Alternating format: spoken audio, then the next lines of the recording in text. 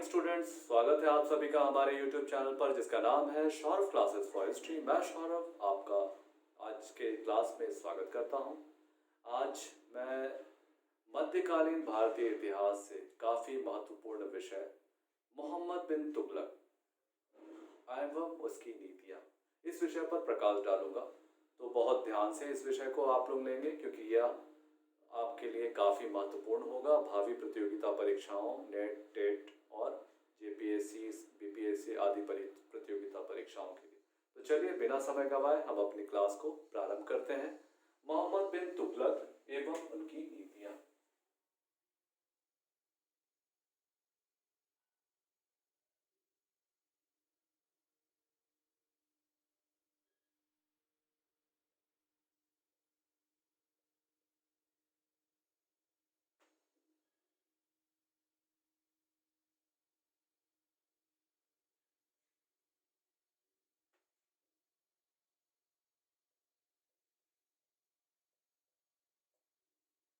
जिसको हम लोग इंग्लिश में कह सकते हैं मोहम्मद बिन एमबीटी एंड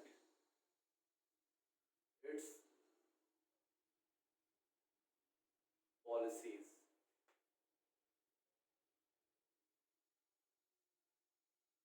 ठीक है, मोहम्मद बिन तुगलक को हमने शॉर्ट फॉर्म में लिख दिया है एमबीटी एंड इट्स पॉलिसी।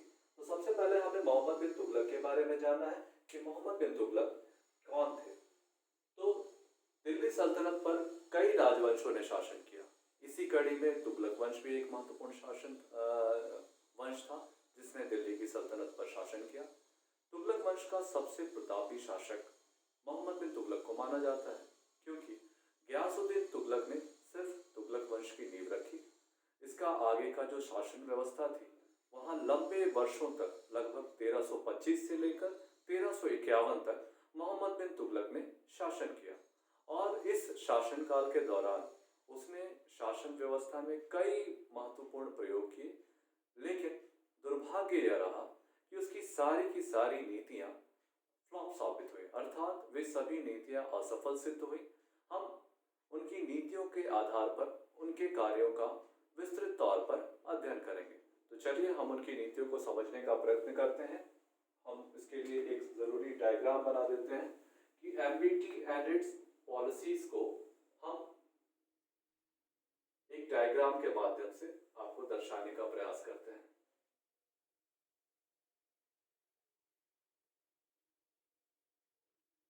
राजधानी परिवर्तन।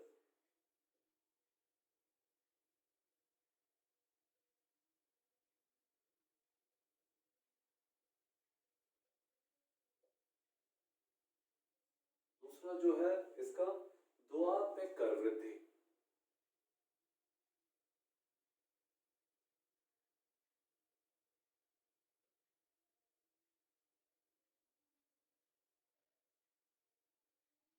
तीसरा जो है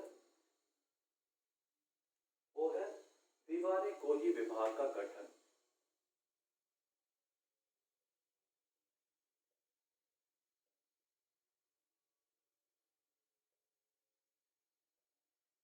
इसके बाद जो महत्वपूर्ण कार्य हुआ उसमें सांकेतिक मुद्रा का प्रचलन।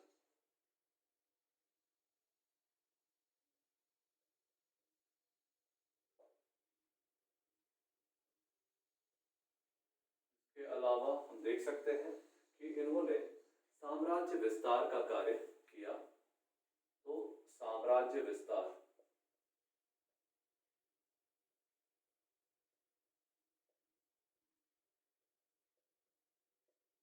साम्राज्य विस्तार के अंतर्गत इन्होंने दो राज्यों पर आक्रमण किया था। पहला था खुरासान और दूसरा था कराचिल राज्य।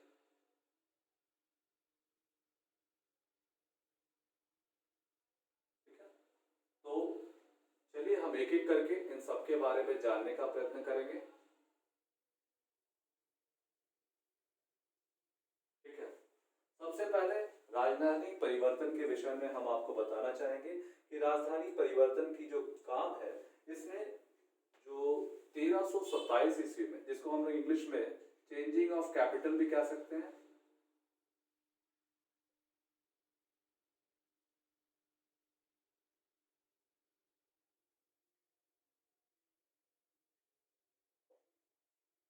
1327 ईस्वी में अथवा एडी में मोहम्मद बिन तुगलक ने अपनी राजधानी जो दिल्ली हुआ करती थी उस राजधानी को परिवर्तित कर दिल्ली से दौलताबाद,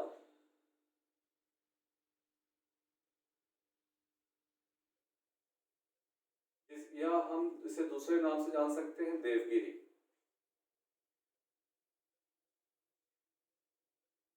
तो 1327 ईस्वी में मोहम्मद बिन तुगलक ने अपनी राजधानी का परिवर्तन किया दिल्ली से दौलताबाद, या इसका नाम है देवगिरी। ये क्यों किया, इस पर हम विस्तार से चर्चा करेंगे। उसके बाद दोआब के कर वृद्धि, जिसको हम लोग कह सकते हैं, इसको हम इंग्लिश में लिख सकते हैं इंक्रीजिंग टैक्सेस इन दोआब रीजन।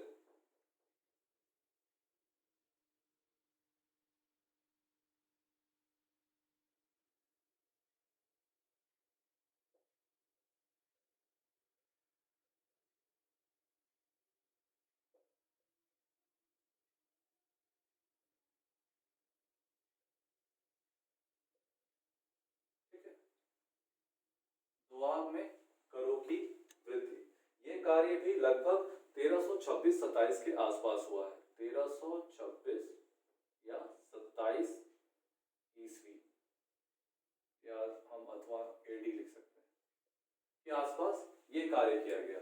इसके अलावा उसने एक और महत्वपूर्ण काम किया था, जो था दीवाने कोही विभाग का गठन। दीवाने कोही यानी एस्टैब्लिशमेंट ऑफ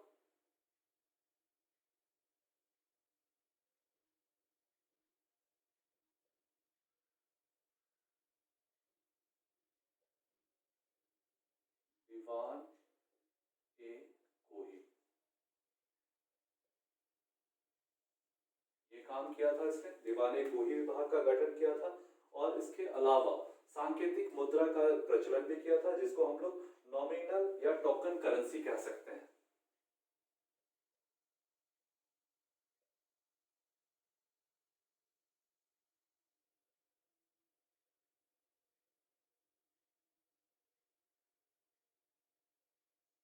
नॉमिनल या टोकन करेंसी कहा जा सकता है। ये भी काम इसने लगभग 1330 ईस्वी के आसपास या एडी के आसपास इसने किया था। ठीक है, अब साम्राज्य विस्तार के अंतर्गत हम देख सकते हैं कि साम्राज्य विस्तार के लिए दो महत्वपूर्ण राज्यों पर उसने आक्रमण किया। एक था खुरासान, दूसरा था कराची। तो खुरासान पे लगभग 1329 ईस्वी में, खुरासान राज्य पे 1329 ईस्वी में, और कराची राज्य पर 1333 ईस्वी में इसने आक्रमण किया।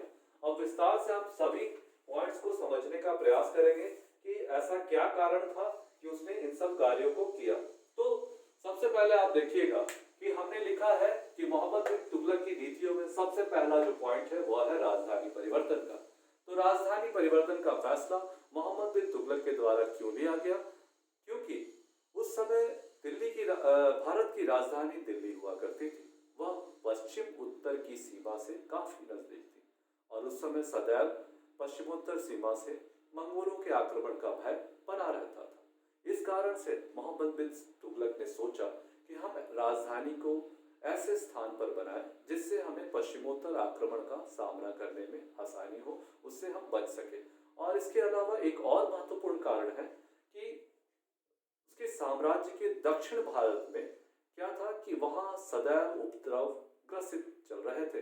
तो दक्षिण भारत के उपद्रवों और पश्चिमोत्तर सीमा से मंगोलों के आक्रमण के भय की वजह से मोहम्मद बिन तुगलक ने यह सोचा कि राजधानी को भारत के केंद्र में स्थापित किया जाए। इसी उद्देश्य से उन्होंने अपनी राजधानी दिल्ली से हटाकर दौलताबाद शिफ्ट कर दिया, यानी उसको स्थानांतरित कर दिया। और उसके बाद लोगों को यह कहा कि आप सभी लोग दिल्ली से दौलताबाद चले जाए। इसके लिए उसने अनेक सुविधाएं भी लोगों को प्रदान करने का प्रयास किया। इस दौरान उसने कई कार्य किए और लेकिन लोगों को यातायात और संचार के साधनों के पर्याप्त रूप से नहीं होने के कारण इसमें लोगों को काफी कठिनाइयां भी हुई। ठीक है, इस वजह से यह जो राजधानी परिवर्तन की योजना थी यह पूरी तरह से असफल रही, जिसे हम फेल्योर कह सकते हैं। और अंत में जब उसे एहसास हुआ कि उसने एक गलत कदम उठाया है तो उसने अंततः इस नीति को 1335 ईस्वी को वापस ले लिया, या एडी हम कह सकते हैं। इसे वापस लेकर पुनः लोगों को वापस ले लिया गया। ठीक है, याद कर लेंगे, साथ साथ याद करते चलेंगे कि मोहम्मद बिन तुगलक की नीतियों के अंतर्गत पहला है राजधानी परिवर्तन, जिसे उसने 1327 ईस्वी में लिया। क्यों लिया? क्योंकि पश्चिमोत्तर सीमा से मंगोलों के आक्रमण का भय था और साथ ही साथ दिल्ली दक्षिण भारत का जो क्षेत्र था वह निरंतर उपद्रवों से ग्रसित था। इस कारण से मोहम्मद बिन तुगलक ने अपनी राजधानी का परिवर्तन दिल्ली से दौलताबाद, या उसका आधुनिक नाम देवगिरी भी है, तो दिल्ली दौलताबाद या देवगिरी कह सकते हैं, वहां राजधानी परिवर्तन किया। और राजधानी परिवर्तन के बाद लोगों को कहा गया कि आप लोग अपनी सब घर बार छोड़ करके दौलताबाद में स्थानांतरित हो जाए। इसके लिए उस समय यातायात और संचार साधन समुचित रूप से व्याप्त नहीं थे। लोगों को इस कार्य में काफी कठिनाइयों का सामना करना पड़ा। इसकी वजह से लोग उससे काफी नाराज भी हुए, लेकिन सुल्तान ने अपने स्तर पर बहुत सारे प्रयास किए, लेकिन उसके बावजूद लोगों को काफी कठिनाइयों का सामना करना पड़ा। अंततः सुल्तान को जब यह एहसास हुआ तो उसने 1335 ईस्वी में इस आदेश को वापस ले लिया और लोगों को अपने अपने स्थान को रहने को आज्ञा दे दी। अब इसके बाद हमारा जो दूसरा महत्वपूर्ण पॉइंट है, दोआब में करों की वृद्धि। अब कितनी करों की वृद्धि की गई? 1/2 यानी 50% हम कह सकते हैं। दोआब क्या है? दोआब भारत में गंगा और यमुना के क्षेत्र में बसे हुए जो क्षेत्र है उसे हम दोआब कहते हैं। यह काफी उर्वर क्षेत्र होता है और यहाँ पर उत्पादन काफी ज्यादा होता है। तो सुल्तान को ऐसा लगा, मोहम्मद बिन तुगलक को, कि इस क्षेत्र पर अगर उपज अधिक है तो हमें इसके उपज के आधार पर इसका करों का निर्धारण करना चाहिए। इसी आधार पर उन्होंने क्या किया कि 1/2 या हम इसको कह सकते हैं 50% उन्होंने करों की वृद्धि कर दी। लेकिन दुर्भाग्य ने मोहम्मद बिन तुगलक का साथ यहाँ पे नहीं छोड़ा। इसी वर्ष दोआब में अचानक अकाल पड़ गया और अकाल के कारण लोगों को काफी दिक्कतों का सामना करना पड़ा और लोग जो था खाने के दाने के मोहताज हो गए। इस वजह से लोगों ने खेती बाड़ी का व्यवसाय छोड़ करके वे लोग लूटमार का धंधा अपना लिए। सुल्तान ने इस क्षेत्र में लोगों की मदद के लिए काफी प्रयास किए, उनको खाद, बीज, बैल आदि प्रोवाइड कराया, लेकिन वे सारे जो सुल्तान के द्वारा जो उपलब्धता दी गई, तकावी दिया गया, जिसे हम कर्ज या ऋण कहते हैं, ये सारे के सारे जो उनके प्रयास थे वो असफल सिद्ध हुए और राजधानी परिवर्तन की तरह ये दोआब में कर वृद्धि की योजना भी वो उनकी असफल सिद्ध हुई। अब हमारा जो तीसरा महत्वपूर्ण पॉइंट है, दीवाने कोही। दीवाने कोही के लिए मोहम्मद बिन तुगलक ने एक विचार आया, उनके मन में ऐसा विचार आया कि उन्होंने इस कार्य हेतु क्या किया कि 60 वर्ग मील का क्षेत्र का चयन किया। ठीक है, और इस पर एक वर्ष में, 1 ईयर में लगभग 70 लाख रुपीस का व्यय किया। ठीक है, 70 लाख रुपीस का व्यय किया ताकि कृषि के क्षेत्र में वैज्ञानिक विकास किया जा सके। लेकिन यहाँ भी वह असफल ही सिद्ध हुआ। इसका महत्वपूर्ण कारण यह था कि दीवानी कोही विभाग जो गठन किया गया था कृषि की उन्नति के लिए, उसके लिए जो चयनित भूमि 60 वर्ग मील भूमि जो क्षेत्र निकाली गई थी वह बंजर निकली और साथ ही साथ इसके जो अधिकारी थे या जो कर्मचारी थे वे भ्रष्ट निकले, जिस वजह से उन्होंने इस फंड की जो राशि थी उसको खा लिया, जिसकी वजह से यह योजना भी अन्य योजनाओं की तरह से पूरी तरह से विफल साबित हुई। अब हम देख सकते हैं कि सांकेतिक मुद्रा का प्रचलन जो कि उन्होंने 1330 ईस्वी में प्रारंभ किया था, उसमें क्या कारण था? तो दरअसल शासन में विभिन्न प्रकार के प्रयोगों के कारण उनकी सोने चांदी के खजाने जो थे वो खत्म हो गए थे। सोने चांदी के खजाने में कमी आने के कारण और साथ ही साथ अंतर्राष्ट्रीय दबाव के कारण इसने तांबे तांबे और कांसे एवं कांसे की मुद्राएं जारी की। इन मुद्राओं को जारी करने के बाद उसे सोने और चांदी के समान वैध मुद्रा घोषित कर दिया। लेकिन यहाँ एक उससे चूक यह हो गई कि उसने इस मुद्रा पर एकाधिकार रखने का प्रयास बिल्कुल भी नहीं किया, जिसके कारण ये जो मुद्राएं थी अब लोग उसे अपने घरों में छापने लगे और जो राजस्व की अदायगी होती है उसमें वे सोने चांदी को छिपा कर रखने लगे और घरों में बने हुए सिक्कों को उन्होंने राजस्व या कर के रूप में देना प्रारंभ किया। इसकी वजह से राजस्व में भारी घाटा हुआ और अंततः जब मोहम्मद बिन तुगलक को एहसास हुआ कि टकसाल पर एकाधिकार नहीं सुरक्षित रख पाने की वजह से तो तांबे और कांसे के सिक्के लोगों के द्वारा जारी किए जा रहे हैं, तो उसने इस योजना को वापस ले लिया। अब इसकी अंतिम जो योजना है साम्राज्य विस्तार की योजना, उसके ऊपर हम विस्तार से चर्चा करेंगे। इसमें इसने दो राज्यों पर आक्रमण किया, एक था खुरासान और एक था कराची।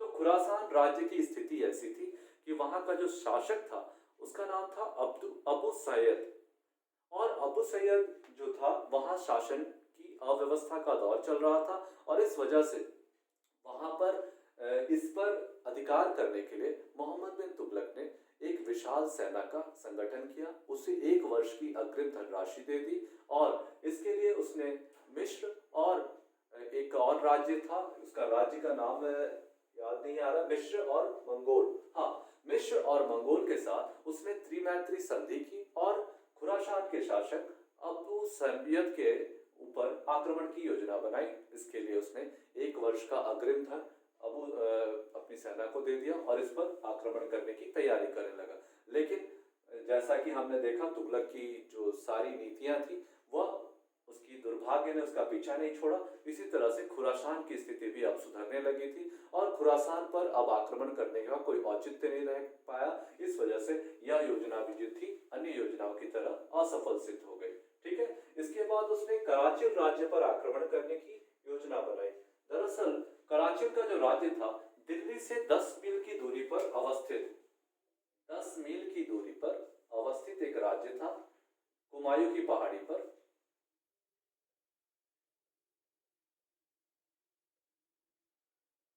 पहाड़ी पर स्थित यह राज्य था। ठीक है, लेकिन सामरिक महत्व के कारण इस क्षेत्र को जीतना मोहम्मद बिन तुगलक के लिए काफी महत्वपूर्ण था, क्योंकि ये जो कराची राज्य था यह दिल्ली से मात्र 10 मील की दूरी पर कुमायूं की पहाड़ी पर स्थित एक हिंदू शासित राज्य था। तो सामरिक महत्व का होने की वजह से मोहम्मद बिन तुगलक ने सोचा कि कराची राज्य को भी अपने साम्राज्य के अंतर्गत किया जाए। इसके लिए भी उसने युद्ध की योजना बनाई। तो जब इस राज्य पर आक्रमण किया गया तो आक्रमण, क्योंकि यह पहाड़ी क्षेत्र था, तो इसके सैनिकों को काफी कठिनाइयों का सामना करना पड़ा और इसके सैनिक हतोत्साहित हुए और इस युद्ध में काफी ज्यादा नुकसान मोहम्मद बिन तुगलक की सेना को देखने को मिला। अंततः उसे कुछ मुआवजा या हर्जाने की राशि यहाँ से वसूलने में सहायता जरूर मिली, लेकिन कुल मिलाकर देखें तो यह योजना भी अन्य योजनाओं की तरह मूल रूप से हम कह सकते हैं कि असफल मानी जा सकती है। इस प्रकार से जब हम मोहम्मद बिन तुगलक की नीतियों पर प्रकाश डालते हैं तो हम जानते हैं कि मोहम्मद बिन तुगलक जो थे वो काफी योग्य, प्रतापी और काफी शिक्षित शासक थे। उन्हें अनेक भाषाओं का ज्ञान था। वो निरंतर प्रजा के कल्याण के लिए नई नई नीतियों का निर्धारण कर रहे थे, नई नई योजनाओं को लागू कर रहे थे।